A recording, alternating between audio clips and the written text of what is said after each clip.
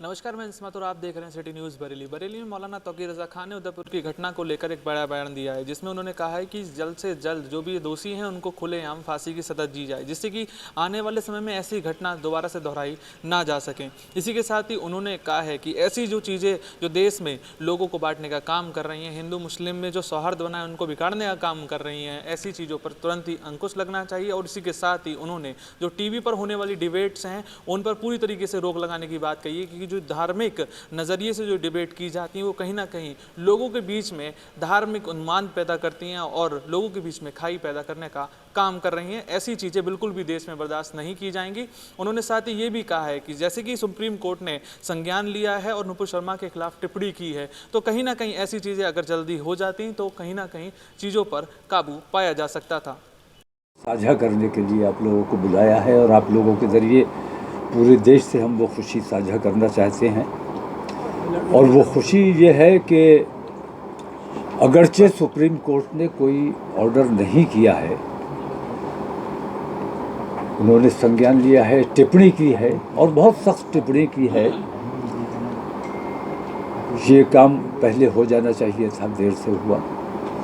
जितने वाक़यात हो गए हिंदुस्तान में, अगर ये इस किस्म का बयान, इस किस्म के कार्रवाई पहले सामने आ गई होती तो शायद ये माहौल ना बना होता।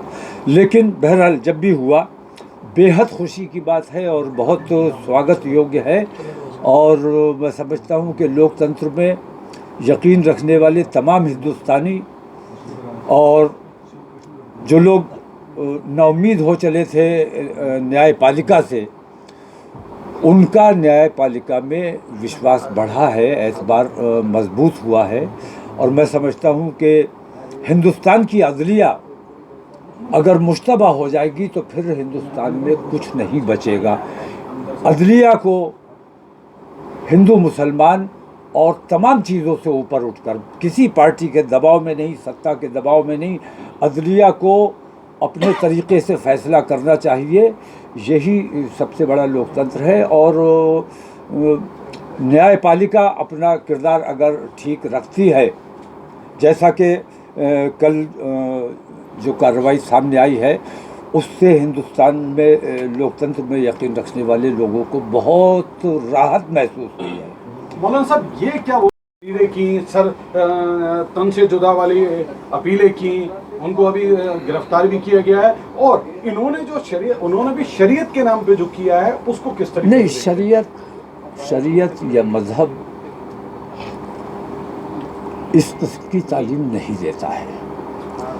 और सर तन से जुदा करने का हक तो मेरा मानना यह है कि दुनिया में आज जो इस्लामी ममालिक हैं उनके सरबराहों को भी सर तन से जुदा करने का हक नहीं है। अदलिया है, फैसला होगा। और मैं कहता हूँ सर तन से जुदा करने का यहाँ नरेंद्र मोदी को इख्तियार नहीं है, जबकि सबसे बड़े हाकिम है वो। हाकिम को इख्तियार होता है, हाकिम वक्त को इख्तियार होता है। हाकिम वक्त वो सुप्रीम कोर्ट हो सकता है। तो सर तन से जुदा करने का तो कहीं कोई मतलब बनता ही नहीं है। और ये ना कोई इस्लामी नारा है, ना इसका इस्लाम से कोई ताल्लुक़ है। ये बार बार वाज़ेह कर दिया गया। मैं ये बता रहा हूँ कि इस्लाम से इनका ताल्लुक़ जोड़ा जा रहा है। इनका नाम मुसलमान है, लेकिन ये आरएसएस के राब्ते में थे, अल्पसंख्यक मोर्चा के राब्ते में थे। और ये पेड हैं ये लोग, या इनको कोई और किसी किस्म का लालच देने, क्योंकि अगर इन्होंने मुसलमान की हैसियत से और मुसलमान होने की वजह से, नुपुर शर्मा की नाराज़गी की वजह से, या कन्हैया लाल के परिवार के गम में मैं बराबर का शरीक हूँ। और मैं उदयपुर जाऊँगा भी, अभी हालात थोड़े कशीदा हैं, ज़रा नॉर्मलाइज हो जाए तो मैं वहाँ जाऊँगा भी, उनके घर वालों से मुलाकात भी करूँगा। और जो हो सकेगा अपनी तंजीम की तरफ से मैं उनको नज़र भी करके आऊँगा। तो मुसलमान की हैसियत से अगर उन्होंने ये काम किया होता तो कम से कम अपने बच्चों का कोई इंतज़ाम किया होता। वो भीख मांगेंगे, क्या करेंगे? उन्होंने अपने अहले मोहल्ला, अपने दोस्त अहबाब, अपने रिश्तेदारों के बारे में सोचा, अपने कौम के बारे में सोचा होता कि हमारे इस गिर्द से। और जिस किस्म के उन्होंने हथियार लहराए, मैं तो हैरत करता हूँ कि ये हथियार कहाँ से आए इनके पास। मैंने पहली बार इस किस्म के हथियार देखे हैं।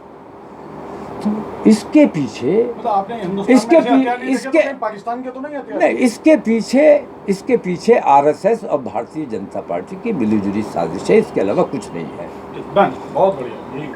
ये उनके लिए फांसी की मांग करेंगे जैसे कि देश में उठ रही है। मैं बिल्कुल, उन्होंने अपराध करना और बात है, गुस्से में झगड़ा हो गया, हमने गुस्से में कत्ल कर दिया, ये एक बात है, लेकिन पूरी प्लानिंग करके, प्लान्ड है सारा, और पहले वीडियो बनाई और उस वीडियो को बाद में जारी किया कत्ल करने के बाद। इसका मतलब ये है कि आप मुनज़्ज़म साजिश रच के आए, आपने पूरा प्लान किया, आपको फांसी से भी बड़ी जो सज़ा हो सकती है वो दी जानी चाहिए। सरेआम ऐसे लोगों को फांसी दी जानी चाहिए। हम उनके लिए सख्त से सख्त सज़ा की मांग करते हैं, और हम ये मांग करते हैं कि किसी आला अधिकारी से, किसी जज से इसकी उच्च स्तरीय जांच कराई जानी चाहिए कि आया इसके पीछे पाकिस्तान है या इसके पीछे आरएसएस है। कमलेश तिवारी की वाइफ को धमकी दी गई है पत्र के द्वारा, उर्दू में पत्र फेंका गया, क्या कहना?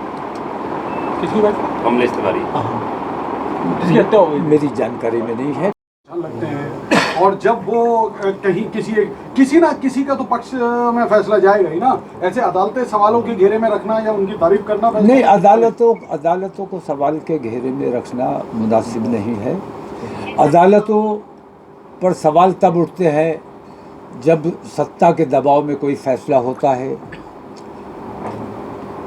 मैं इस वक्त वो जिक्र नहीं करना चाहता, लेकिन फिर भी मजबूर हूँ ये कहने के लिए कि महाराष्ट्र में जो कुछ भी हुआ, उद्धव ठाकरे बेहतरीन आदमी, बेहतरीन मुख्यमंत्री, उनके खिलाफ मुनज़्ज़म साजिश रची गई और उसमें कहीं से उन्हें कोई मदद नहीं मिली।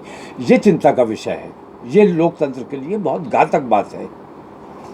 रहा सवाल इस बात का कि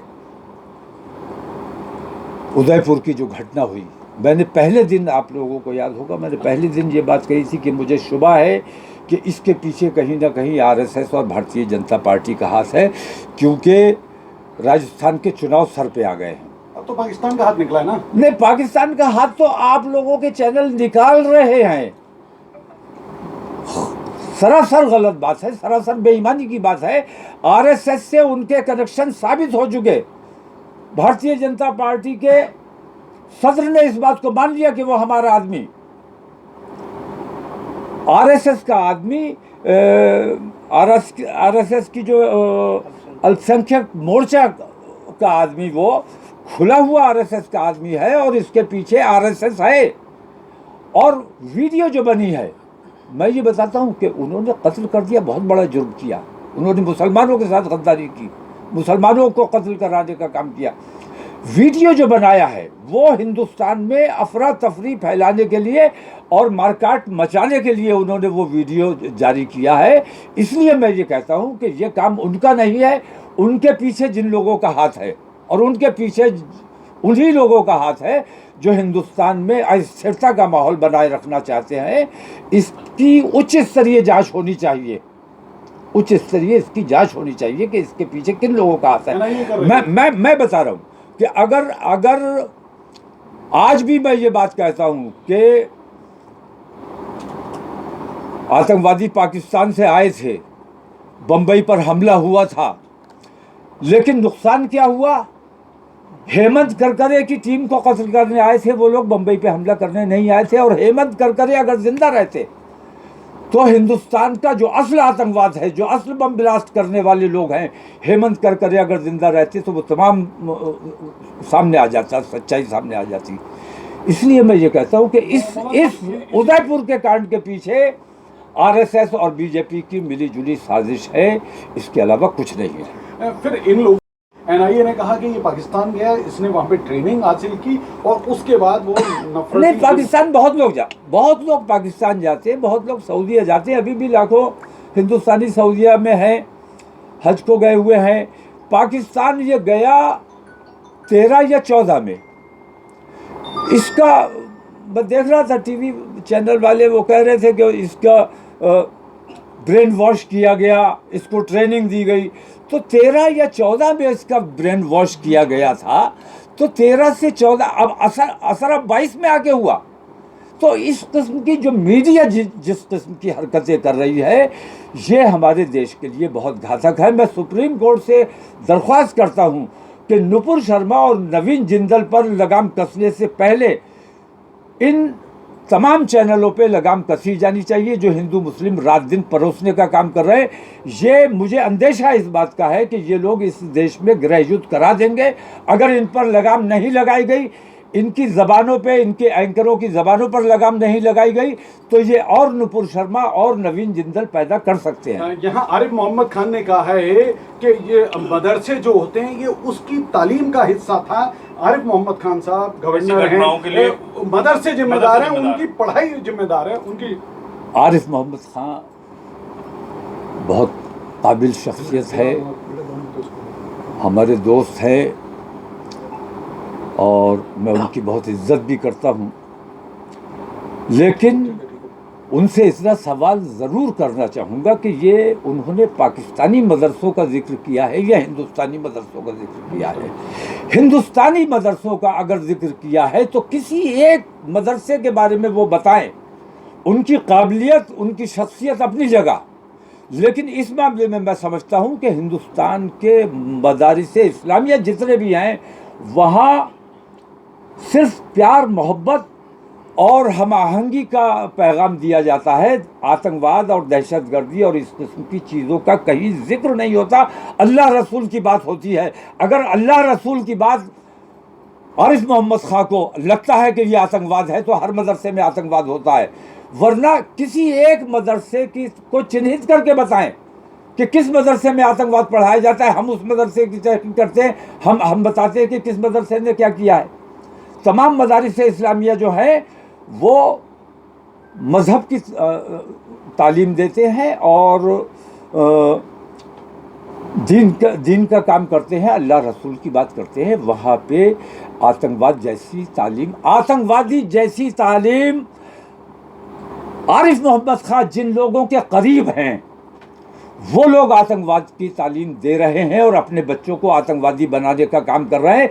उनके टच में ये उदयपुर वाले ये दो लड़के, क्या नाम है इनका, गौस मोहम्मद और रियाज, उनके टच में थे। इस वजह से उन्होंने इतना बड़ा आतंकवादी कांड कर दिया। और पूरे देश में मैं बताता हूँ कि देश के हिंदू मुसलमान बहुत अमन पसंद हैं, वरना साजिशें ऐसी रची जाती हैं कि इन हिंदू और मुसलमानों को लड़ जाना चाहिए, एक दूसरे का कत्ल कर देना चाहिए। लेकिन हिंदुस्तान की जनता का मैं बहुत इज्जत करता हूं और ये कहता हूं कि वाकई इनमें जो सब्र है दुनिया के किसी हिंदू में, दुनिया के किसी मुसलमान में वो सब्र नहीं है जो हिंदुस्तान के अवाम में है। इसको आप किस तरीके से देखते हैं? नहीं, हमारा मुंह मत खुलवाइए का मतलब ये है कि बहुत दिन से वो कुछ बोलना चाहते थे, बेचैन थे बोलने के लिए। देश का जो माहौल ख़राब हो रहा था उसके लिए हमारे देश की अदलिया बेचैन नहीं होगी तो कौन होगा। लेकिन वो भी शायद इस इंतज़ार में थे कि हुकूमत को फ़ैसला लेना चाहिए। मैं ये कहता हूँ कि हिंदुस्तान का जो माहौल बिगड़ा है, जो हालात बने हैं, कितने लोगों की मौतें हो गई, कितने लोग जेल में चले गए, कितने लोगों के साथ ज़्यादतियाँ हो गई। अगर नरेंद्र मोदी ने पहले इस पे निर्णय ले लिया होता, कोई बयान जारी कर दिया होता, तो मैं समझता हूँ कि शायद मुल्क के ये हालात ना बने होते और सुप्रीम कोर्ट को इस किस्म की टिप्पणियाँ नहीं करनी पड़ती। तो सुप्रीम कोर्ट आखिर में मजबूर होकर, जब उसने देखा कि हुकूमत बोलने को तैयार नहीं है, तब मजबूर होकर उन्होंने फैसला लिया है और बोले हैं। मैं उनका तहे दिल से शुक्रगुजार हूँ, उनका जितना शुक्रिया किया जाए कम है। नरेंद्र मोदी जी से मैं एक बार फिर ये अपील करता हूँ कि जिस गुरु को मानते हो उससे मुहूर्त निकलवाइए और अपनी लबकुशाई आपकी बेहद ज़रूरी है। जब तक आप कोई बयान जारी नहीं करेंगे, कोई निर्णय नहीं लेंगे, तब तक मुल्क के हालात को काबू में किया जाना मुश्किल है, बहुत मुहाल है। इसलिए देश का मुखिया होने के नाते आपकी जिम्मेदारी है कि इस माहौल को आप कंट्रोल करें और सबके साथ और सबके विकास की बात करते हो, वहाँ मैं कांग्रेस के लिए भी मैं कहना चाहूँगा कि कांग्रेस ने उदयपुर में जो वाकया हुआ, वहाँ कांग्रेस ने उनको मुआवजा देने का ऐलान किया, लेकिन रांची में भी कांग्रेस की हुकूमत मानी जाएगी, कांग्रेस की लाइन से हुकूमत चल रही है। लेकिन वहाँ जो 13-14 साल के बच्चे पुलिस की गोली से मार दिए गए, उनको कोई मुआवजा क्यों नहीं दिया गया, ये हमारा सवाल कांग्रेस से है। तो मुआवजे में भी अगर हिंदू मुसलमान चलाया जा रहा है तो इससे ज़्यादा घिनौना क्या अपराध हो सकता है।